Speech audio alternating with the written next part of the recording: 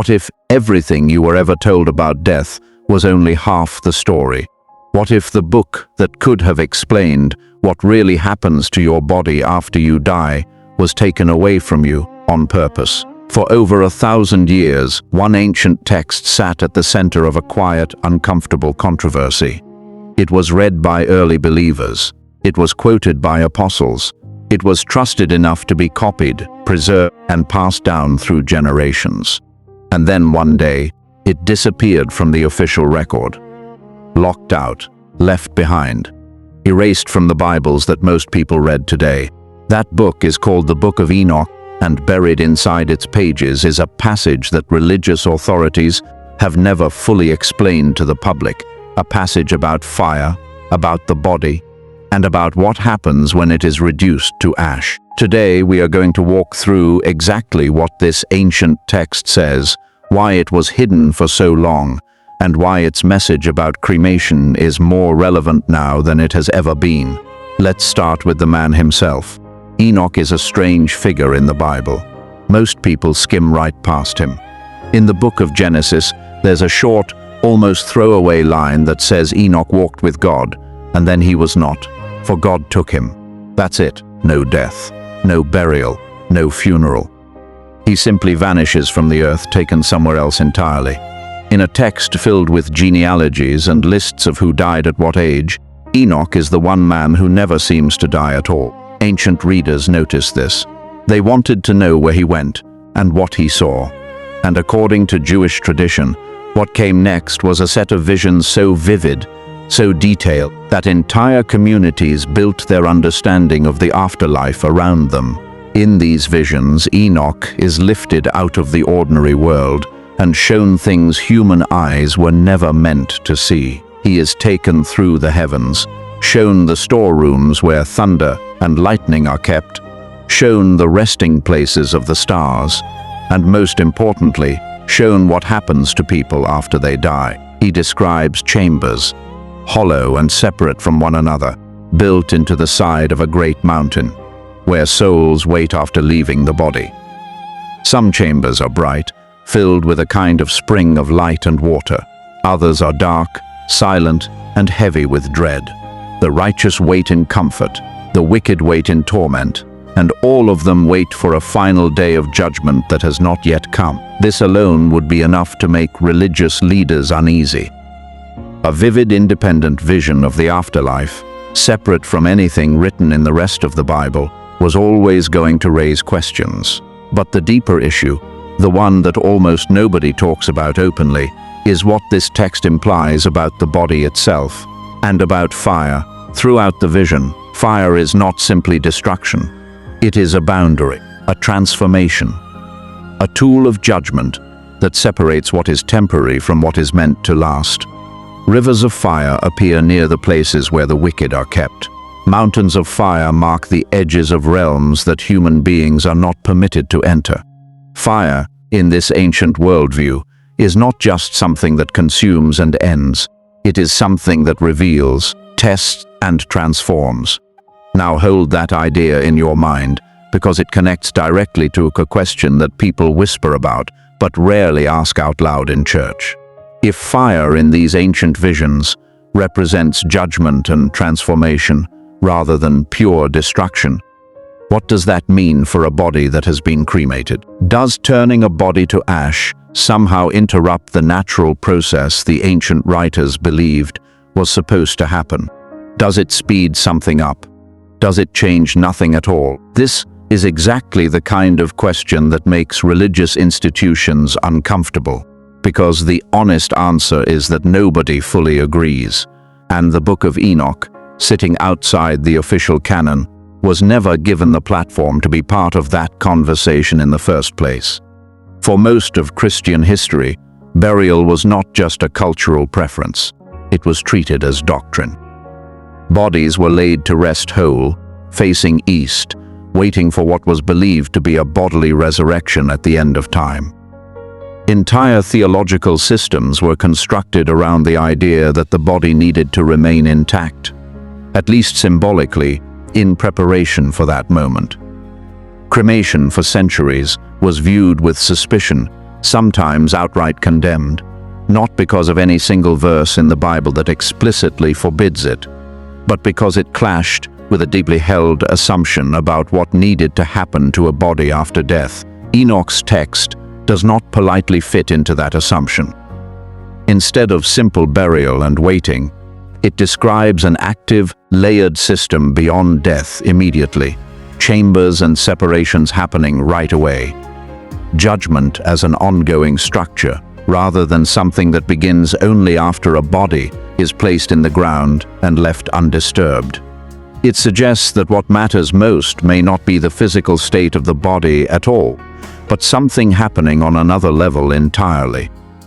Something the wider religious tradition was not fully prepared to explain to its followers, rather than incorporate this vision and work through its implications. The religious institutions that shaped the official biblical canon chose the simpler path. They left the book out. It was excluded from the Hebrew Bible. It was excluded from the New Testament canon, assembled by early church councils. It survived only in fragments, quoted by a handful of early writers, referenced once directly in the New Testament in the Book of Jude, and then largely forgotten by mainstream Western Christianity for over 1,000 years. It was only fully preserved because a community in Ethiopia continued to treat it as sacred scripture, keeping complete copies alive long after the rest of the world had let it fade away. It wasn't until much later that translated copies made their way back into wider circulation, allowing scholars and curious readers to finally see what had been left out. Think about what that really means. A text good enough to be quoted by an apostle, good enough to be treated as authoritative scripture by an entire ancient Christian community, was still left out of what became the official version of the Bible that most of the world reads today. That is not a small editorial decision. That is centuries of readers being denied access to a text that shaped how early believers understood death, judgment, and the fate of the body. So why does this matter now, in a world where cremation has become one of the most common choices for how people are laid to rest? Because the questions Enoch raises did not go away just because the book did. People still want to know what actually happens the moment they die.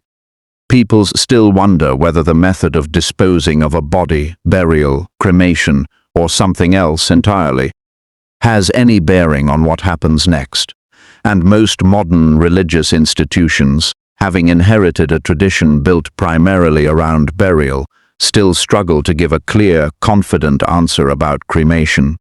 Because so much of that tradition developed without ever fully engaging with texts like this one. Some modern theologians argue it doesn't matter at all, that resurrection, if it happens, does not depend on the physical state of a body, since bodies decompose naturally over time, regardless of burial or cremation. Others argue there is something spiritually significant about how a body is treated after death, something tied to respect, to ritual, to the process described in ancient visionary texts like Enoch's. The truth is, nobody living today can prove either side beyond doubt. What we can say is that this uncertainty, this open question, existed within the tradition for a very long time, and rather than address it directly, a text that engaged with it in detail was simply removed from view. There's something deeply human about wanting to know what happens after we die. It's one of the oldest questions our species has ever asked. And it makes sense that ancient communities were drawn to a text that claimed to answer it with such vivid, specific detail: chambers, fire, judgment, separation of souls. It also makes sense that later religious authorities, trying to build a unified, simple doctrine for millions of followers, would find such a strange and complicated vision inconvenient. Easier to leave it out, easier to let the questions fade. Easier to let people assume the topic was fully settled, when in reality, an entire ancient text exploring these very questions was sitting quietly outside the boundaries of what most people were ever taught. Whether you believe the Book of Enoch is literally true, symbolically true, or simply an ancient attempt to make sense of the unknown, one thing is hard to deny. It reveals just how much uncertainty existed, and still exists, around one of the most personal questions a human being can ask. What happens to me when I die? Does it matter what happens to my body? And why did the people responsible for shaping religious teaching choose silence over engagement when a text tried to answer that question in detail? The Book of Enoch was not destroyed. It was not lost by accident. It survived, preserved carefully by communities who believed it deserved to be remembered, even while much of the world moved on without it. That survival alone tells you something. Texts that are truly meaningless tend to disappear entirely. Texts that touch something too raw, too uncomfortable, or too complicated to fit neatly into an official narrative are far more likely to be quietly set aside instead.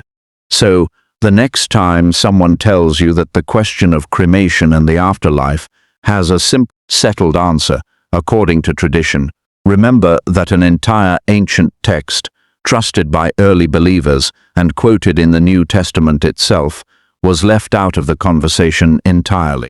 Not because it had nothing to say, but because what it said didn't fit neatly into the story that was eventually told.